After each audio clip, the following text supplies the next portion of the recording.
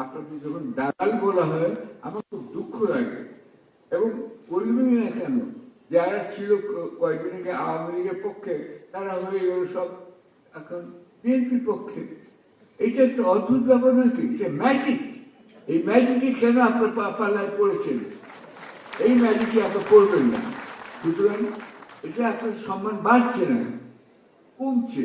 এবং আমি নিজেকে একজন সম্মানিত ব্যক্তি হিসেবে পরিণত করতে চাই বলেই ক্লাস 10 থেকেই আমি বিভিন্ন গুণ আয়ত্ত করার চেষ্টা করেছিলাম। আজকে দেখুন, মতিউর রহমান এবং মাহফুজুর রহমান নিশ্চয়ই তারা এই সম্মেলনের পেছনে একটা বড় অবদান রাখছেন। কেন? তারা দেখেছেন যে তাদের অফিস পুড়ে গেছে, পুড়ে গেছে হিসাব করে দেখুন হাতের ভিতর 20 মিনিটের মধ্যে, অর্থাৎ তার আগেই টার্গেট ছিলেন যে যে কোনো উপায় হোক প্রথম আলো এবং ডেইলি স্টারকে ধ্বংস করতে হবে। এক্ষেত্রে বিদেশে 2-1 পডকাস্ট বক্তা খুব খারাপ ভূমিকা রেখেছেন, এটা অন্যায়। আচ্ছা, কিন্তু মতিউর রহমান এবং মাহফুজ আলমকে বুঝতে হবে, যখন নয়াদিগন্ত এবং সংগ্রাম আক্রান্ত হয়েছিল তখন তারা কোনো কথা বলেননি, আমি দেখিনি। আমার কাগজ যখন বন্ধ হয়ে গেল, মসজিদ বন্ধ হয়ে গেল, আমিও তাদের পাশে পাইনি। আজকে তারা চাচ্ছেন এবং আপনারা সবাই চাচ্ছেন যে সব সাংবাদিক যেন ঐক্যবদ্ধ হই। আমিও সেটা চাই, কিন্তু ঐক্যবদ্ধ হতে হলে আপনাদের বিকল্প কিছু আরো গুণ থাকতে হবে, যাতে আপনার সাংবাদিকতা কিছুদিন হলেও বাদ দিয়ে অন্য কিছু নির্ভরশীল করতে পারেন। কেন মাসের শেষে টাকাটাই হচ্ছে প্রধান কথা। আমাকে 1974-এ দেশ থেকে পালিয়ে যেতে হয়েছিল শেখ মুজিবুর রহমানের মেয়ের অত্যাচারে না, মেয়ের অত্যাচারে তিনি আমাকে কাছে পেয়েছেন।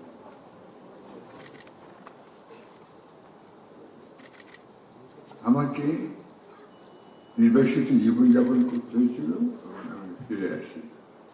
এই যে ঘটনাগুলো ঘটে, আবার তেমনি আমার কিন্তু 29 বছর লন্ডনে আমার এমপি ছিলেন মার্গারেট থ্যাচার। মাত্র 1000 গজ দূরে আমার বাড়ি এবং তার অফিস ছিল, তার সঙ্গে একাধিকবার আমার দেখা হয়েছিল। এসব কথা একটু বলতে হবে, তাহলে বুঝবেন যে সামগ্রিকভাবে আমি কি আত্মপ্রচার বিমুখ লোক, এবং জায়গাদিন এতদিন যে বেরিয়েছে সেখানে আমার মধ্যে 7-8টা ছবি বের হয়েছে, তাও আমার নির্দেশ মতো প্রেসিডেন্ট কার্টারের সঙ্গে, কেট উইন্সলেট টাইটানিক নায়িকার সঙ্গে, বা ধরেন মার্ক টালির সঙ্গে, এরকম লোকগুলো, মহাতির মোহাম্মদের সঙ্গে। কিন্তু আপনি এককালীন দেশের রাজনৈতিক নেত্রী শেখ হাসিনার সঙ্গে আমার ছবি পাবেন না পাশাপাশি, এবং তার সঙ্গে আমি অনেক কাছে যাবার সুযোগ পেয়েছিলাম ম্যাডাম খালেদা জিয়া, তার সঙ্গেও আমার কোনো ছবি পাবেন একটা জায়গা ছাড়া।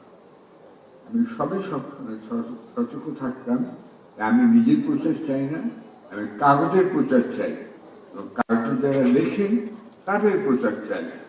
আমার ছবি কিন্তু আপনারা খুব কমই দেখেছেন, আর আসলে আমি বক্তাও নই, আমি লেখক হতে চাই। এখানে যারা সাংবাদিকতা করছেন তাদের বোঝা উচিত তারা সাংবাদিক, কি সাংবাদিক, কিসের সাংবাদিক, কেন সাংবাদিক, এটা জানতে হবে।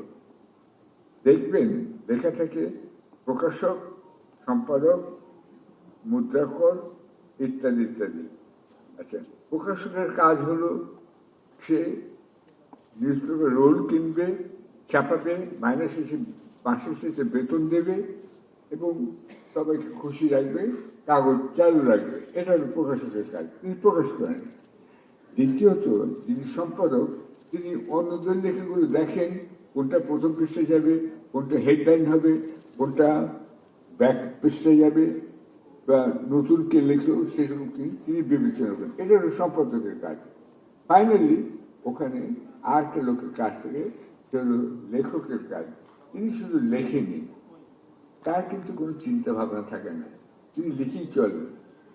আমি ছোটবেলা থেকে ক্লাস 10 থেকে আমি জানিয়ে রাখতে চাই সবাইকে, আমি ক্লাস 10 থেকে আমি এই লেখকই হতে চেয়েছি এবং সেই লেখকই আমি আজও হতে চাই। আমি যখন নির্জন কারাবাসে ছিলাম, কেউ জেলখানায় যাবেন না, আপনাকে বলে রাখছি, পারলেই পালিয়ে যাবেন। আচ্ছা, কিন্তু আমাকে ওরা ধরে নিয়ে গিয়েছিল, গুম করতে চেয়েছিল, গুম করতে পারেনি আপনাদের জন্য, কেন আপনারা টের পেয়ে গিয়েছিলেন যে আমাকে আসলে বাড়ি থেকে অপহরণ করা হয়েছে ভোর 7:30টার সময়।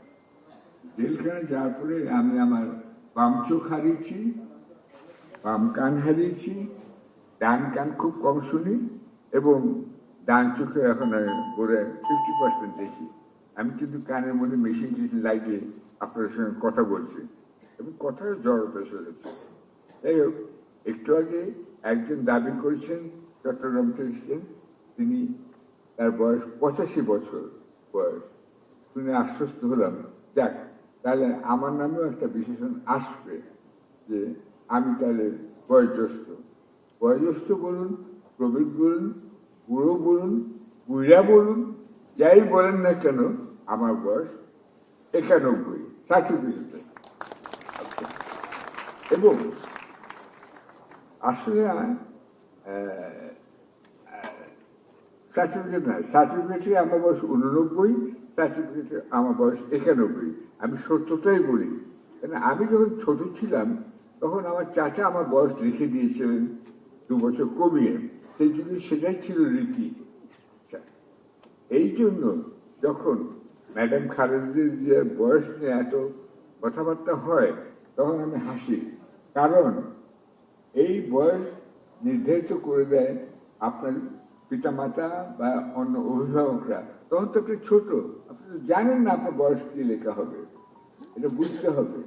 আমি খালেদা জিয়ার জন্ম তারিখ নিজে পাসপোর্টে দিয়েছি 15 আগস্ট। সুতরাং এটার সঙ্গে যদি আরেকটা 15 আগস্ট কোনো দুর্ঘটনার সঙ্গে যদি মিলে যায়, তার জন্য খালেদা জিয়া দায়ী ছিলেন না। সুতরাং এটাও বুঝতে হবে আপনাকে। যাই হোক, শেখ মুজিবের কথা বলছিলাম যে তিনি যখন আমাকে চাইলেন তখন আমি বুঝতে পারলাম যে ওই যে নামের যে বিশেষণ, এই বিশেষণটা আমি প্রয়োগ করি না, এটাতে তিনি কিন্তু একটু অবাক, ক্ষুব্ধ ও মুগ্ধ, যাই বলতে হয়েছিলেন। তিনি আমাকে বাইরে থেকে ডেকে নিয়ে গিয়েছিলেন। আমি মৃত মানুষ সাক্ষী আনতে চাই না, জীবন্ত মানুষ সাক্ষী আনছি। ফরাসুদ্দিন সাহেব তখন এরপরে বাংলাদেশ ব্যাংকের গভর্নর ছিলেন, তিনি ছিলেন ওই সময় শেখ মুজিবের সেক্রেটারি বা পার্সোনাল সেক্রেটারি। তিনি অ্যাপয়েন্টমেন্ট দিয়েছিলেন এবং আমি গিয়েছিলাম শেখ মুজিবের কাছে। তিনি চাইছিলেন যাতে আমি তার সঙ্গে যোগদান করি, কারণ হচ্ছে বাংলাদেশের প্রথম পঞ্চবার্ষিকী পরিকল্পনা যখন হবে, শেখ মুজিব চেয়েছিলেন যেন আমি সেই অনুষ্ঠানটি টেলিভিশনে ওটারই উপস্থাপক হই। ওটারই উপস্থাপক হতে গিয়ে আমি শেখ মুজিবকে জাতির জনক বলি না, এখনো বলি না। জাতিকে কেউ জাতির জনক বলে না, রুজভেল্টকে কেউ জাতির জনক বলে না।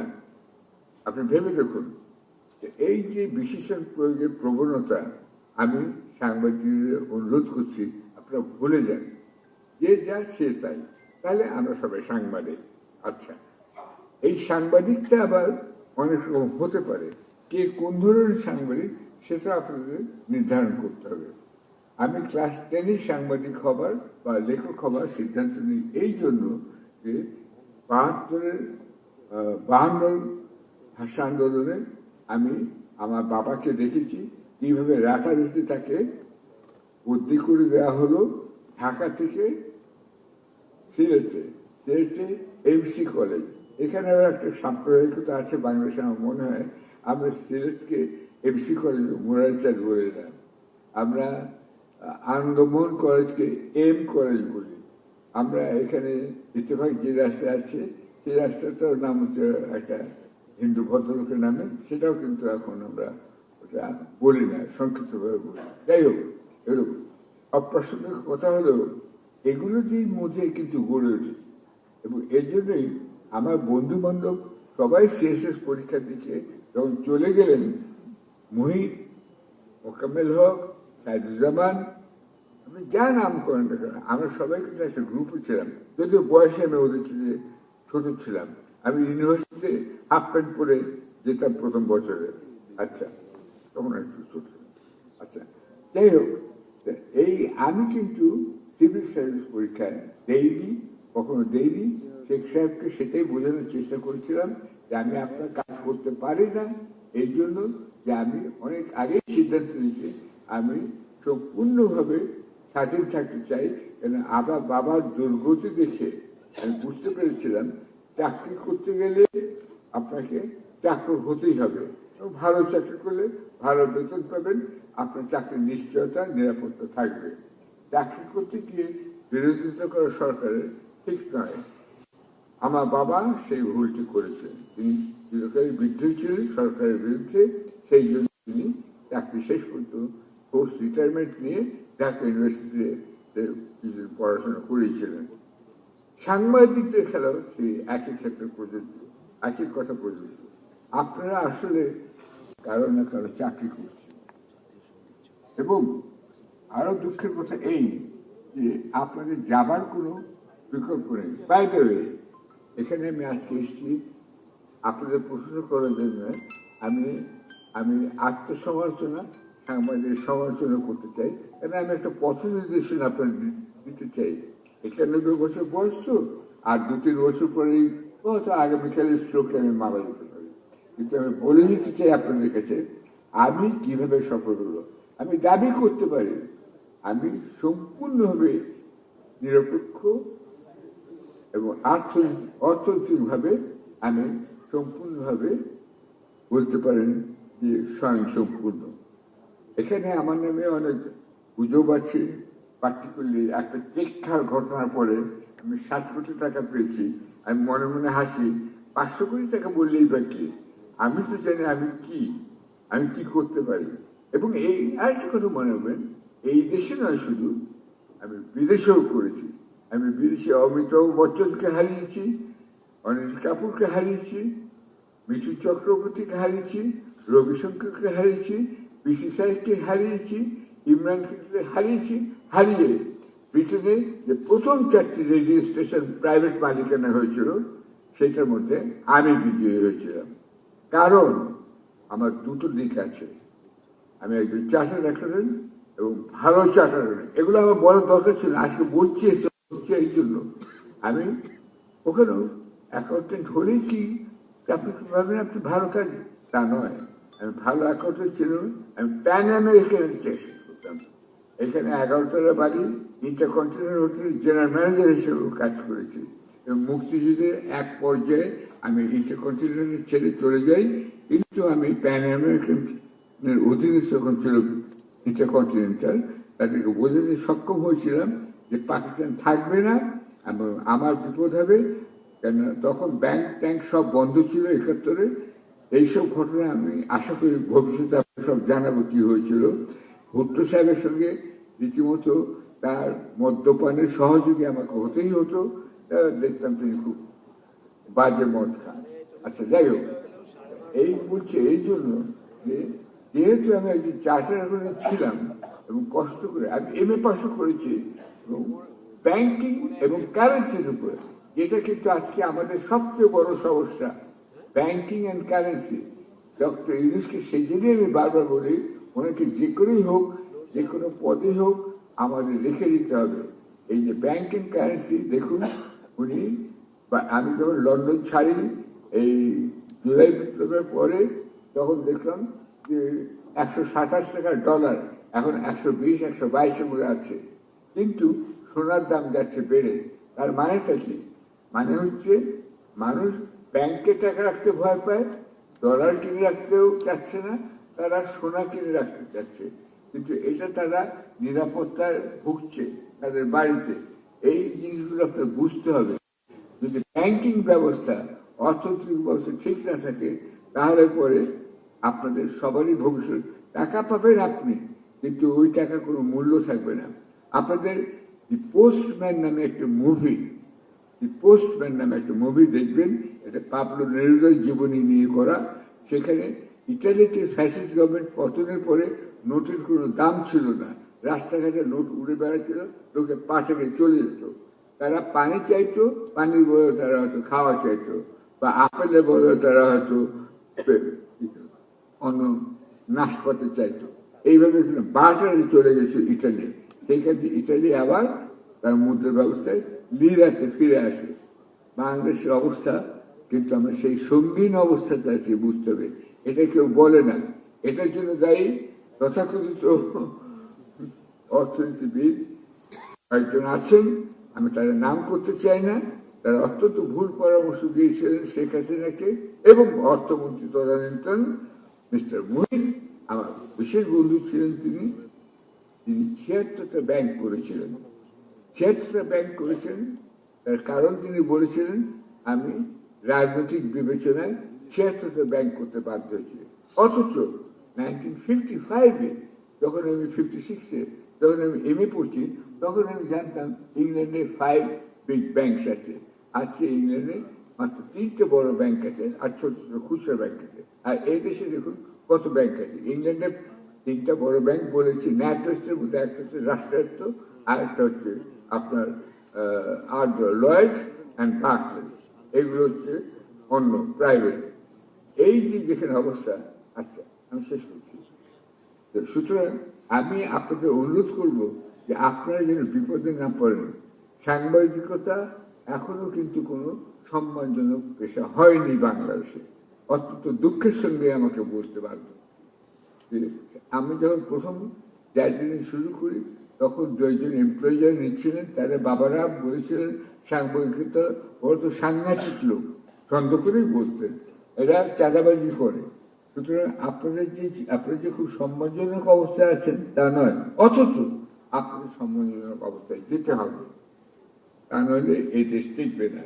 সেই জন্য আমি মনে করি এই সাংবাদিকতা পেশার উন্নতির জন্য একটা নিউজ পেপার স্ট্যান্ডার্ড কমিটি করা উচিত, যেখানে বিবেচনা করা হবে যে বিভিন্ন পত্রিকার যেসব ছাপা হচ্ছে এগুলো স্ট্যান্ডার্ড ঠিক আছে কিনা, একটা স্ট্যান্ডার্ডে আনতে হবে সবগুলোকে। এবং প্রতিটি সাংবাদিক ভাই বোনদের আমি বলছি যে আপনার বিকল্প একটা কিছু পেশার ব্যবস্থা করুন। আমাকে যদি আজকে বিতাড়িত করা হয়, যেমন করা হয়েছিল বহুবারই, এরশাদ আমলে হয়েছে, হাসিনা আমলে হয়েছে, কিন্তু আমি জানতাম আমি মালদ্বীপে যাই অথবা আমেরিকাতে যাই অথবা ইউরোপে যাই বা ইংল্যান্ডে যাই, আমি চার্টার্ড অ্যাকাউন্টেন্ট হিসেবে আমি একটা কাজ পাবই। হচ্ছে ঠিক তেমনি আমি কিন্তু আবার গিটারের আর্টিস্ট, সেটাও মনে রাখবেন যে আমি সঙ্গীত জীবন দিয়ে শুরু করেছি সাংবাদিক জীবন। সুতরাং আমার কাগজে দেখবেন প্রতি সপ্তাহে নির্বাচিত গান থাকে এবং আমি গানের কথা উল্লেখ করি, কালকেও আমি গানের কথা বলে এসেছি। আচ্ছা, সুতরাং আপনারা আর একটা বিকল্প পেশার দিকে মন দেন। আর ফোর্থলি আমি টিচারও হতে পারি, আমি তো একজন শিক্ষক হতো, আমি MA ইকোনমিক্স করেছি। সুতরাং 4টা আছে বলেই আমি কিন্তু যা খুশি তাই লিখতে পারি, বলতে পারি এখনো, সেটা খালেদাকেই হোক, শেখ মুজিবকে হোক, হাসিনাকে হোক। এই স্বাধীনতাটুকু আপনাকে অর্জন করতে হবে। অর্থাৎ আপনি সাংবাদিকতার উপর যদি বেশ নির্ভর করেন তাহলে একদিন আপনি তারার নামে অভিযুক্ত হতে পারেন। যে মতিউর রহমান আমার সম্পর্কে এত কথা বললেন, তার কাছে আমি অসীম কৃতজ্ঞ এই জন্য যে তিনিই কিন্তু আমাকে জোর করিয়ে শেষ পর্যন্ত ডিক্লারেশন নিয়ে দিয়েছিলেন আদালত থেকে। তার সঙ্গে আমার অনেক সম্পর্ক আছে, আমি তার একজন অকৃত্রিম বন্ধু, তার মঙ্গল চাই আমি, এবং আমি তাকে অনেক ধন্যবাদ জানাতে চাই আবারও। আচ্ছা, কিন্তু আজকে দেখুন মতিউর রহমান এবং মাহফুজুর রহমান নিশ্চয়ই তারা এই সম্মেলনের পেছনে একটা বড় অবদান রাখছেন। কেন? তারা দেখেছেন যে তাদের অফিস পুড়ে গেছে, হিসাব করে দেখুন হাজির মৃত্যুর 20 মিনিটের মধ্যে, অর্থাৎ তার আগেই টার্গেট ছিলেন যে যে কোনো উপায় হোক প্রথম আলো এবং ডেইলি স্টারকে ধ্বংস করতে হবে। এক্ষেত্রে বিদেশে 2-1জন পডকাস্ট বক্তা খুব খারাপ ভূমিকা রেখেছেন, এটা অন্যায়। আচ্ছা, কিন্তু মতিউর রহমান এবং মাহফুজ আলমকে বুঝতে হবে, যখন নয়াদিগন্ত এবং সংগ্রাম আক্রান্ত হয়েছিল তখন তারা কোনো কথা বলেননি, আমি দেখিনি। আমার কাগজ যখন বন্ধ হয়ে গেল, মসজিদ বন্ধ হয়ে গেল, আমিও তাদের পাশে পাইনি। আজকে তারা চাচ্ছেন এবং আপনারা সবাই চাচ্ছেন যে সব সাংবাদিক যেন ঐক্যবদ্ধ হই। আমিও সেটা চাই, কিন্তু ঐক্যবদ্ধ হতে হলে আপনাদের বিকল্প কিছু আরো গুণ থাকতে হবে, যাতে আপনার সাংবাদিকতা কিছুদিন হলেও বাদ দিয়ে অন্য কিছু নির্ভরশীল করতে পারেন। কেন মাসের শেষে টাকাটাই হচ্ছে প্রধান কথা। আপনার সংসারের খরচ, ছেলেমেয়েদের স্কুল খরচ, আপনার পারিবারিক খরচ মেটাতেই হবে। এই টাকা যাতে নিশ্চিত হতে পারেন, দয়া করে আপনারা চিন্তা করুন। আর এইটা চিন্তা করার একমাত্র উপায় হল বই পড়ুন, অনেক বই পড়ুন বিভিন্ন বিষয়ে, এবং স্পেশালাইজ করুন যে আমি ফরেন সার্ভিসে, আমি সিভিল সার্ভিসে, বা অর্থনীতিতে, বা পলিটিক্সে আমি একজন বিশেষজ্ঞ, বা সিরিয়া বিষয়ে অথবা টার্কি বিষয়ে আমি একজন বিশেষজ্ঞ। আপনারা প্রত্যেকে কিন্তু বিশেষজ্ঞ হতে পারেন। দেখবেন যে সানডে টাইমস অবজারভার থেকে টার্কি থেকে লিখেছেন অমুক, এইটা আপনারা করুন। করলে পরে আপনারা থাকবেন। আপনাদের যখন দালাল বলা হয় আমার খুব দুঃখ লাগে, এবং বলবেন না কেন, যারা ছিল কয়েকদিন আগে আওয়ামী লীগের পক্ষে তারা হয়ে গেল সব এখন বিএনপির পক্ষে। এটা একটা অদ্ভুত ব্যাপার নাকি? এটা ম্যাজিক।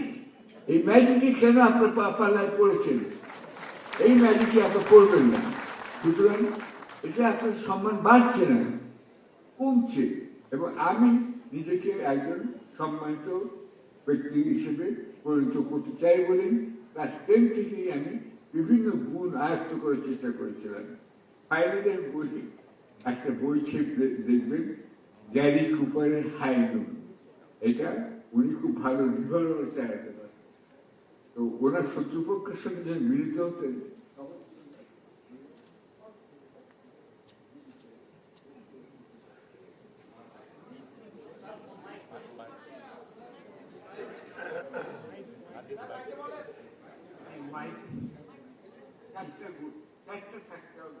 পাঁচটা থাকতে হবে। আপনার বিভিন্ন গুণের সমন্বয়, দেশবাসীর আদর্শ আপনারা হতে পারবেন। দেশবাসী বলবেন না সিএসপি হওয়ার দরকার নেই, আরবিতে হওয়ার যাওয়ার দরকার নেই, আমি সাংবাদিক হতে চাই। তার সম্মানিত ব্যক্তি, এই সম্মান যেটা কোনোদিনই ছিল না, এই ঋতু সম্মান আপনাদের ফিরিয়ে আনতে হবে, আপনাদের তৈরি করতে হবে। এটা আপনাদের করতে হবে, কষ্ট করতে হবে। বই পড়ুন, বই পড়ুন, বই পড়ুন। Thank you.